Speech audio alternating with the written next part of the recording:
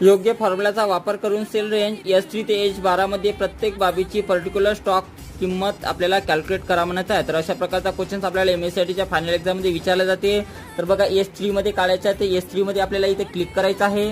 तर S3 मध्ये इथे क्लिक करा, त्यानंतर याच्यातनी बरोबरचं साइन घ्यायचं आहे, तर बरोबरचे चिन्ह टाइप करा आणि त्यानंतर त्याच्यामध्ये बघा क्वांटिटीला सिलेक्शन करायचं आहे। तर क्वांटिटी सिलेक्शन करा, बघा मी इथे क्वांटिटी घेतलेली आहे 200, तर क्वांटिटीला सिलेक्शन केलं। त्यानंतर त्याच्यामध्ये बघा जेवढे याच्यातनी 2 सेल झालेले आहेत तर दोन्ही सेल त्यातून मायनस करायचे आहे। तर त्यापुढे बघा आपल्याला मायनसचं बटन प्रेस करा आणि सेल फॉर जानेवारीला सिलेक्शन करा, पुन्हा मायनसचं बटन प्रेस करा, त्यानंतर सेल फॉर फेब्रुवारीला सिलेक्शन करायचं आहे अशा प्रकारे।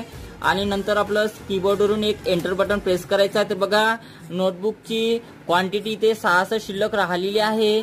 बाकीच्यांची क्वांटिटी काढण्यासाठी त्या क्वांटिटीला सिलेक्शन करा आणि याच्यावर डबल क्लिक केलं तरी चालेल किंवा ड्रॅग करून अशा प्रकारे खाली ओढलं तरी चालेल।